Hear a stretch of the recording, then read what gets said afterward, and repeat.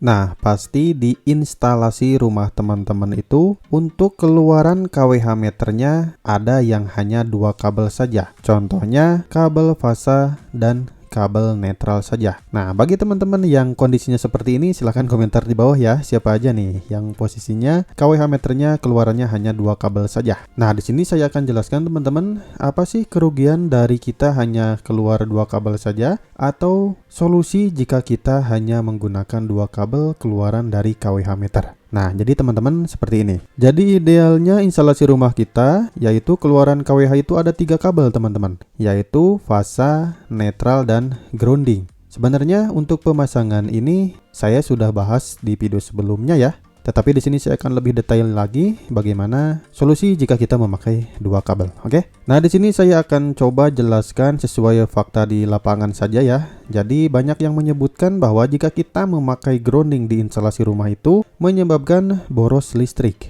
Apakah benar akan mengakibatkan boros listrik? Nanti kita bahas. Dan ada juga yang menyebutkan bahwa jika kita memakai grounding itu KWH meternya akan ada tulisan periksa. Apakah benar kayak gitu teman-teman?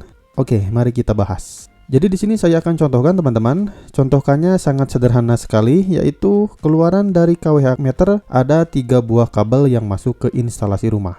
Nah, di sini kan sudah jelas ya, ada warna hitam, biru, dan kuning, yang dimana fasa, netral, dan ground dimasukkan ke instalasi rumah. Di sini untuk instalasi rumahnya saya contohkan bebannya kulkas. Kenapa sih harus kulkas dulu yang saya contohkan? Ya enaknya sih kulkas teman-teman. Maunya kulkas lah, jangan berdebat, oke? Jadi si kulkas ini ketika sedang nyala, contohnya kayak gini. Nah, ini adalah normalnya kulkas lagi menyala. Jadi normalnya itu arus yang dari fasa atau dari KWH meter ya, atau dari sumber fasa PLN, arusnya masuk dari fasa, lalu masuk ke beban, dan keluar lagi ke netral, kayak gitu. Ini normalnya aliran arus, kayak gitu. Nah, di sini kulkasnya normal-normal saja, tidak ada masalah. Nah, yang dikhawatirkan itu teman-teman, jika si kulkas ini ada arus bocor. Nah, kayak gini, lihat. Jika kita menggunakan 3 buah kabel, jika di kulkas ini ada arus bocor itu apa sih? Sebenarnya sudah saya bahas ya di video sebelumnya, tetapi saya akan sedikit jelaskan di sini. Jadi arus bocor itu, contohnya di sini kan ada kabel fasa. Kabel fasa ini menyentuh ke bodi si kulkas ini, sehingga mengakibatkan si kulkas ini akan ada tegangannya, teman-teman. Nah, itu yang disebut arus bocor. Nah, yang ada tegangan tadi, si bodi ini kan bertegangan. Karena si bodi ini adalah besi ya, contohnya besi lah di sini, atau tahanan, maka di sini akan ada arus. Jadi si arus yang masuk ke bodi kulkas ini akan mengalir ke grounding sini, lihat. Ini yang titik-titik ini adalah kabel grounding ya. Kabel grounding ini untuk mengantarkan arus bocor yang ada di kulkas ini, sehingga masuk ke KWH meter kembali ke sini. Nah, yang menyebabkan KWH meter ini terjadi periksa itu kayak gini teman-teman. Jika arus bocornya sangat besar, maka nanti si KWH meternya bisa jadi ada tulisan periksa. Jika benar-benar besar ya untuk arus bocornya. Dan bisa menyebabkan boros listrik juga teman-teman.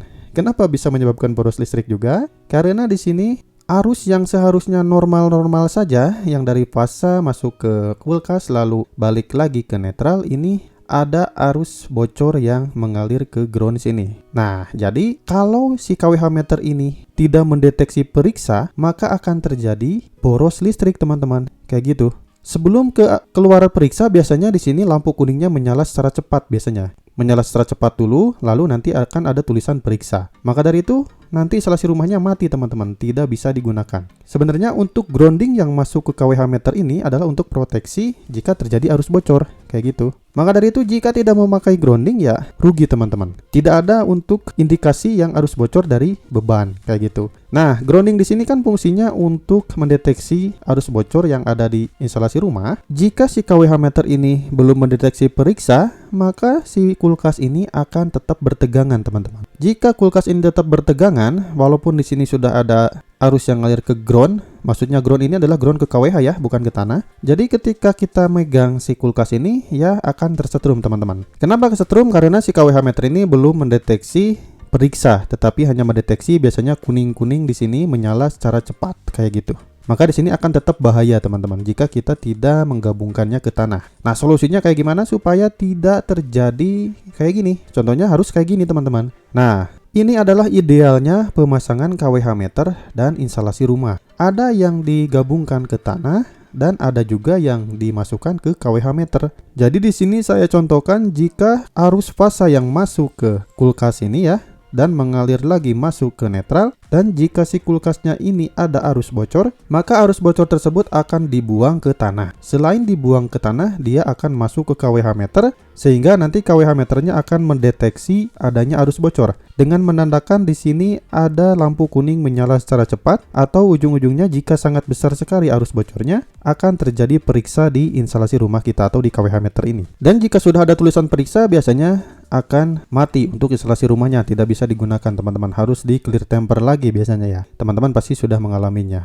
Oke? Nah, jika kondisi kayak gini, kWh meternya belum mendeteksi periksa, maka jika si kulkas ini kita pegang, maka akan aman-aman saja teman-teman. Kenapa aman-aman saja? Karena untuk arus bocor tadi yang dari bodi ini dibuang ke tanah. Karena tanah ini memiliki tahanan yang di bawah 5 ohm biasanya. Ini sangat bagus sekali kalau di bawah 5 ohm. Karena arus bocor ini pasti mencari balik lagi ke tahanan yang lebih rendah. Sedangkan tahanan kita kan hampir 1000 ohm ya. Maka dari itu tidak akan tersetrum untuk si manusia ini. Nah, yang jadi masalah itu sekarang kebanyakan instalasi rumah itu dari kWh meter hanya menggunakan 2 kabel saja yang masuk ke instalasi rumah, yaitu hanya kabel fasa dan kabel netral saja. Tidak ada proteksi untuk ke kWh meter, tidak ada juga pengaman untuk ke grounding tanah. Jadi hanya loss 2 kabel saja. Ini kebanyakan sekarang kayak gini ya. Mungkin tidak punya edukasi atau tidak punya apa, tetapi ini sangat dikhawatirkan teman-teman, bisa bahaya gitu jika teman-teman sudah tahu ilmunya.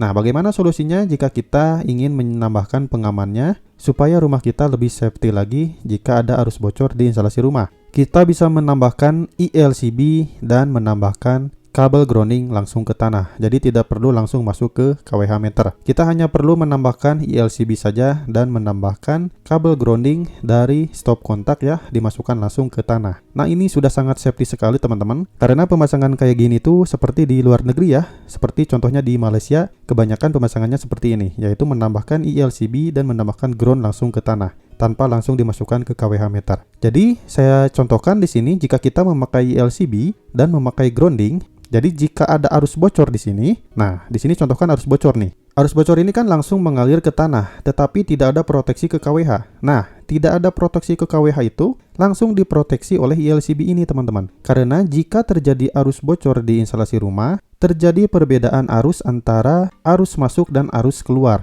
Arus masuk yang ke beban dan keluar ke netral ini berbeda teman-teman. Jika sekitar 30 mA berbeda arus masuk dan arus keluar, maka si ELCB ini nanti akan trip teman-teman, sehingga mengamankan instalasi rumah kita. Nah, maka dari itu jika terjadi arus bocor di instalasi rumah, maka akan langsung diproteksi oleh ELCB dan untuk listrik pun tidak akan menjadi boros. Kenapa tidak boros? Karena akan diproteksi langsung oleh ELCB ini jika terjadi arus bocor. Arus bocor ini lumayan merugikan loh. Kenapa? Karena ya namanya arus bocor kan, bukan ban saja ya yang bocor, arus juga bisa bocor gitu. Jadi jika ada arus bocor, maka akan otomatis kWh kita akan menghitung terus aliran arus tadi. Rugi dong, seharusnya ke beban, ini malah bocor keluar. Jadi kita amankan dengan ELCB ini. Nah, itu jadi solusinya jika kita hanya menggunakan 2 kabel. Mudah-mudahan teman-teman paham ya dengan apa yang saya jelaskan ini, karena di sini saya hanya menjelaskan secara fakta dan aktual di lapangan dan sesuai pengalaman pribadi saja.